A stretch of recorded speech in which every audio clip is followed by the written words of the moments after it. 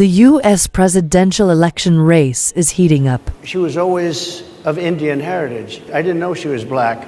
And by the way, don't you find some of their stuff to just be plain weird? With Vice President Harris erasing the lead of former President Donald Trump in key swing states like Georgia and Nevada. After President Biden departs from the race, Donald Trump and Kamala Harris are in close competition. However, other than the two presidential candidates, Professor Allan Lichtman is making headlines across the globe. With his bold predictions about U.S. elections, he is called the Nostradamus of U.S. elections. The 77-year-old historian had successfully predicted the outcome of every U.S. election since 1984, except for 2000, when George W. Bush won against his prediction. However, after a close race, the U.S. Supreme Court proved the professor wrong for the first time and declared George W. Bush the winner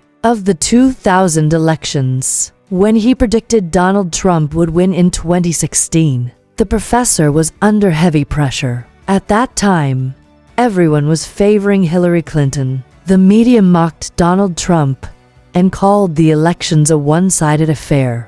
Donald Trump will not become president!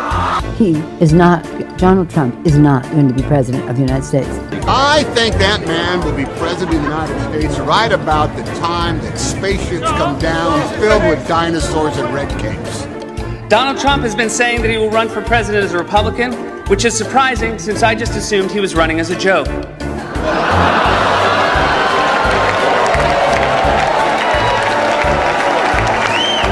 But, against all odds, the professor stuck with his election prediction. Ultimately, the professor was right, and Donald Trump won the presidency in 2016. I've just received a call from Secretary Clinton.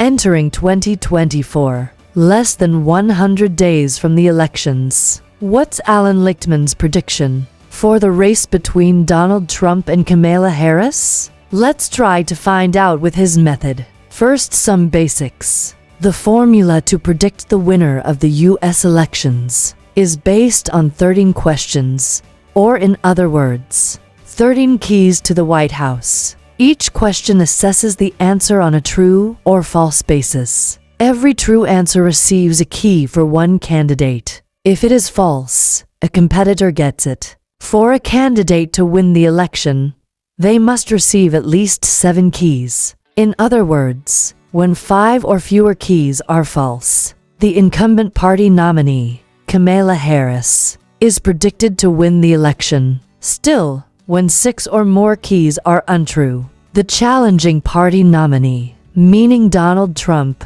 is expected to win. So, who is winning in 2024? As the Democrats are likely to nominate Vice President Harris as their presidential candidate. They currently hold 6 keys compared to the Republicans, who have 5 keys, with 2 yet to be decided.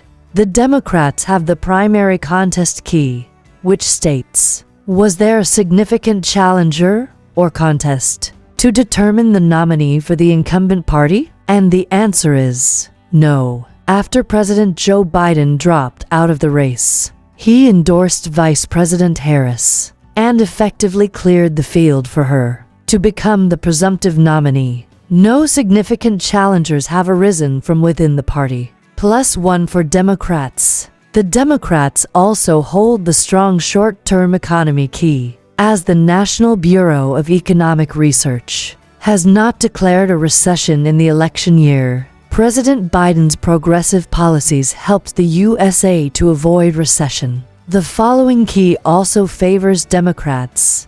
The strong long-term economy key. Real economic growth in Biden's term exceeds that of Donald Trump and Obama's previous 2 terms. Real economic growth means growth that has been adjusted for inflation. Lichtman explained the key, and I'm quoting, "The long-term growth under Joe Biden has been vastly greater than the average of the previous 2 terms."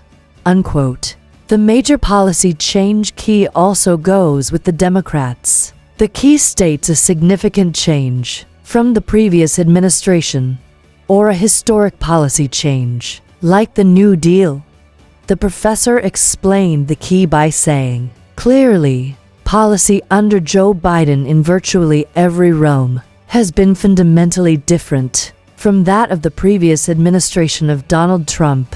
Unquote. The next key is the no scandal key. There must be some corruption or a big scandal directly involving the president or the candidate, with bipartisan recognition of the scandal as corruption, akin to Watergate. Although we have seen the president's son involved in some scandal, it's not about the president, or in this case, Kamala Harris. Another +1 for Democrats. Key 13 is uncharismatic challenger. The challenging candidate, former President Donald Trump, does not appeal to voters across party lines. Some people may disagree with the professor and consider Trump a showman, but according to the professor, that does not make him charismatic. So, the Democrats have another key, making their tally 6 in total. But what about Republicans? Or in this case, Donald Trump. The Republicans currently hold 5 keys. The first is victory in the midterm elections in 2022.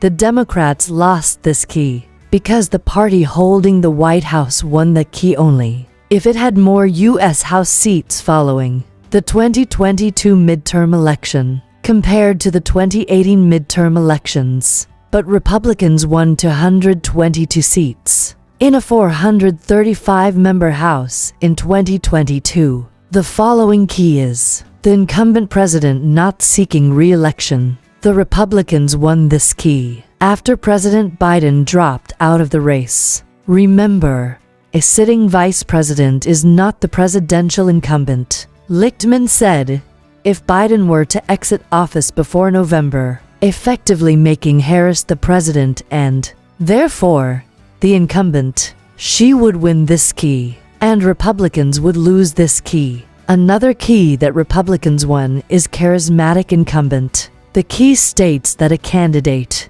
or member of the incumbent party must appeal to voters across party lines, like former President Franklin Roosevelt. However, President Biden and Vice President Harris are uncharismatic, favoring the Republicans to win another key. The other 2 keys the Republicans won are related to foreign policy. According to Lichtman, the Democrats lost the foreign policy failure key because of the lack of resolution in the conflicts in Gaza and Ukraine, while the Republicans won it because of the lack of resolution in those conflicts. Key 11. Major foreign, military success of the current administration also goes with the Republicans. The ongoing conflicts in Gaza and Ukraine are why Democrats lost this key as well. The key could be turned if the U.S. were to successfully broker a deal for a ceasefire and hostage release